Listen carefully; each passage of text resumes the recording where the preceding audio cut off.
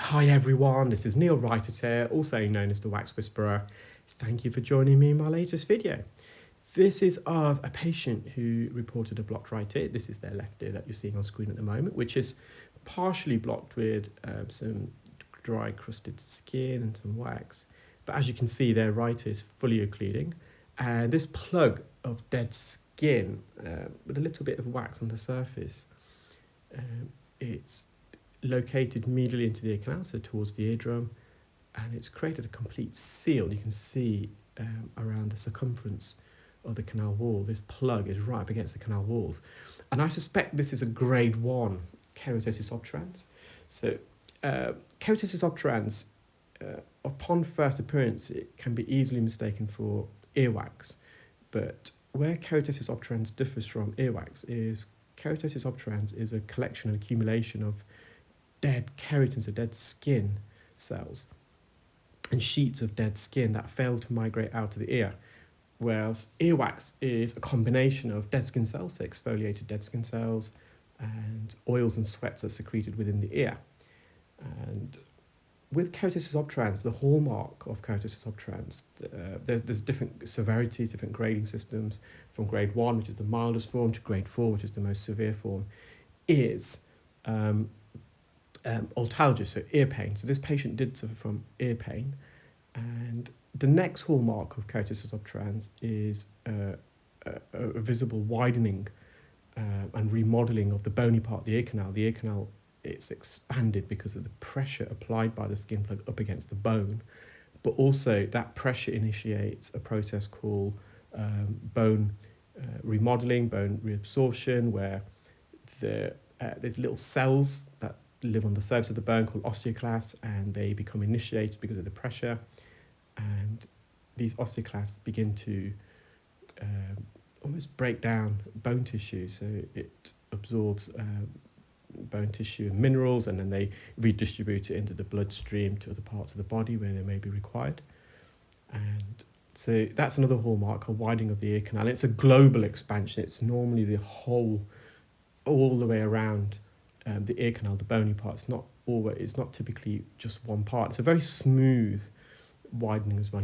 You'll see that in a moment when I remove this plug. It will reveal itself. Obviously, another hallmark of Keratosis Obturans is conductive hearing loss, because it occludes the entire ear canal. And the difference between a grade 1 and a grade 2 is the amount of widening of the ear canal.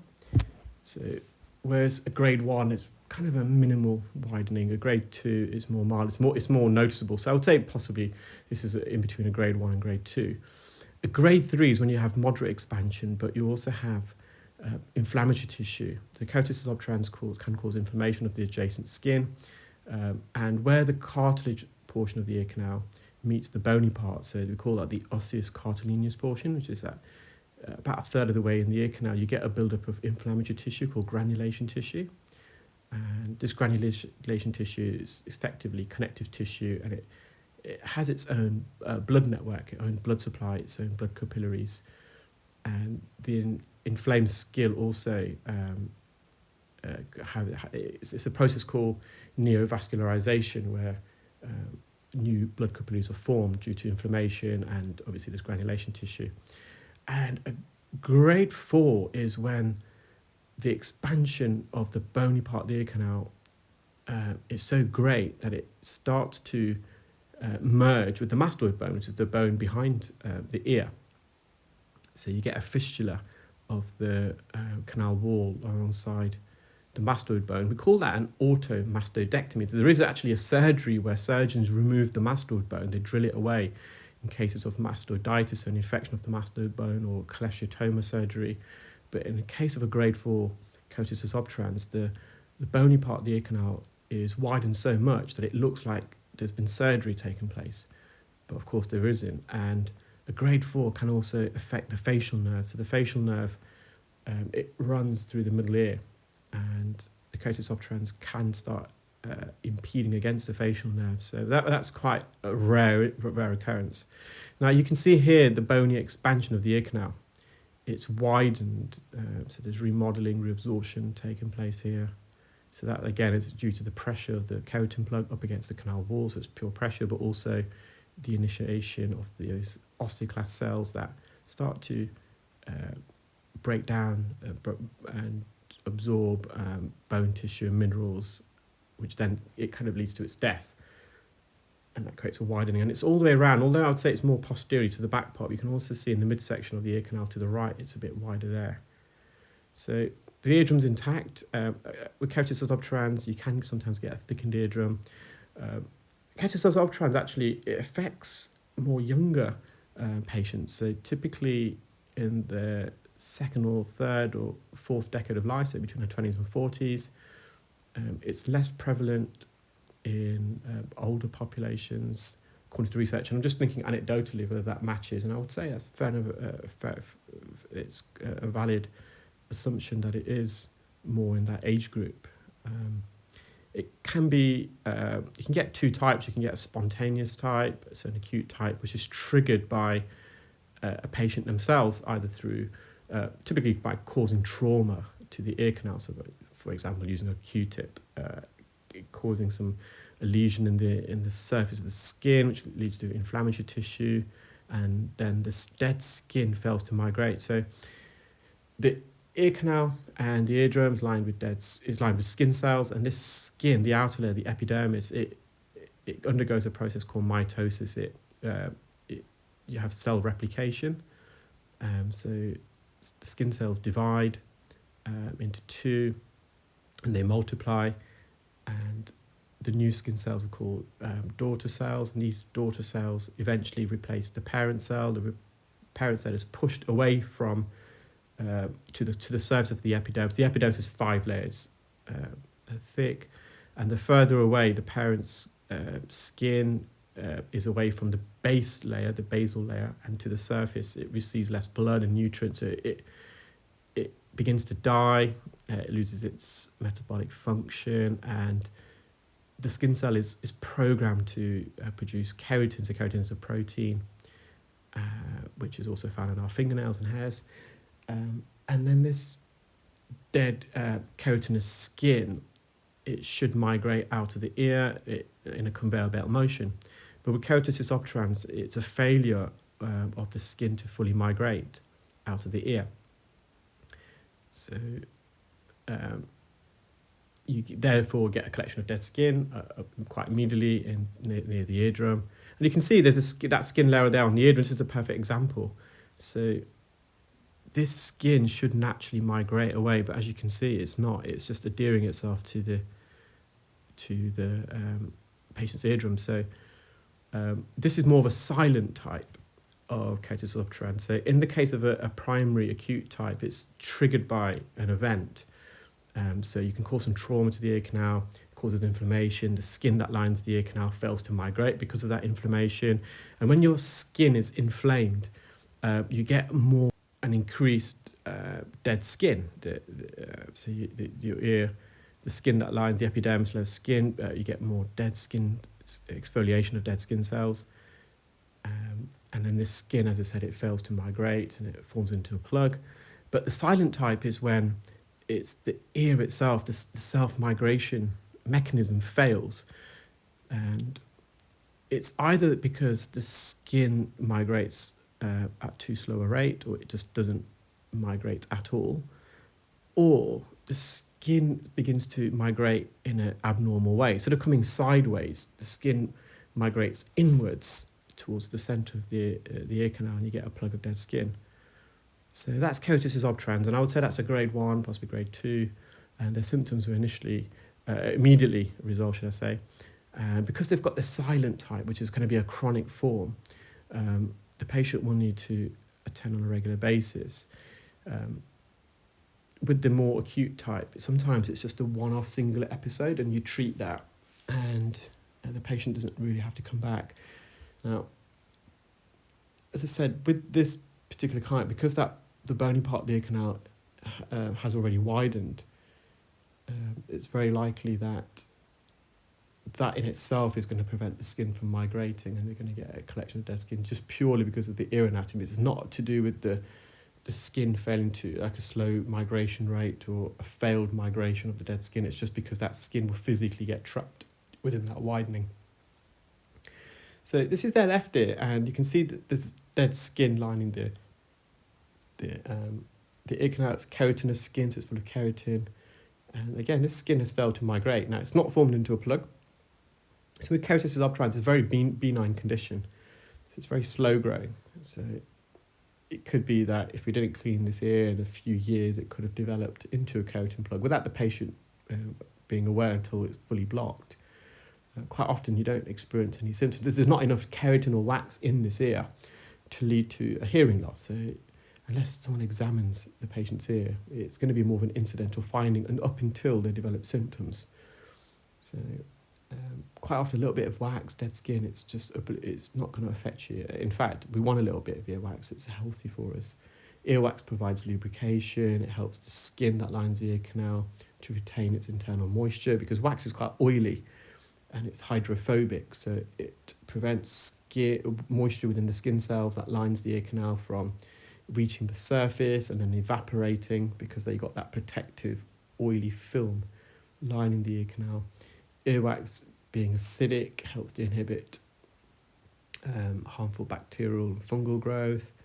The acidity was also believed to help repel insects from entering the ear and colonising and making home into the ear. So again, you can see this dead skin on the roof of the ear canal. There's some on the eardrum that we're going to remove. And earwax is sticky, so any foreign particles that may enter the ear, they can stick to the wax. And as that skin migrates and sheds, as that process I described earlier, and that rate of migration, it varies, but it can be between 1.5 millimeters to 3 millimeters a month, and it's the equivalent to your fingernail growth. So as that skin migrates, and whilst it's migrating, it's undergoing its death cycle. So the skin cells are producing keratin, and they begin to exfoliate into little skin cells, which then amalgamate with oils and sweats to form earwax. But the skin, the migration process, helps to expel any wax sitting on the surface out of the ear. So it's a self-cleansing mechanism of the ear.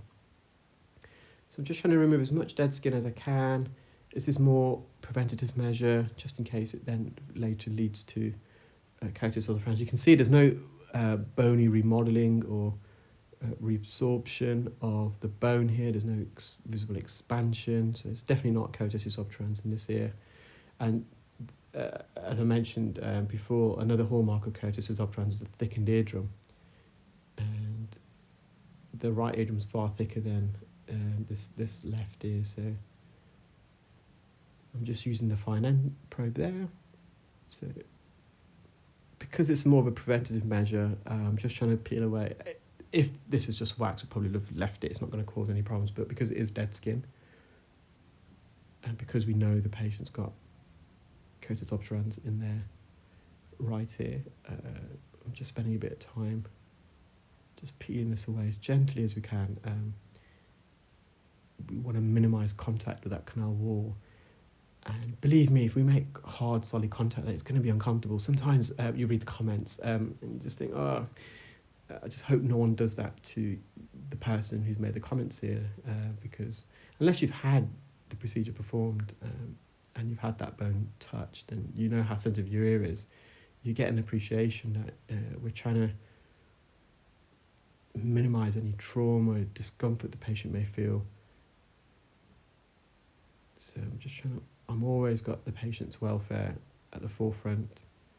There was a case today, there was a bit of, the patient had a bit of otalgia as well, and I removed all the wax and there's a little bit left, but the patient was quite,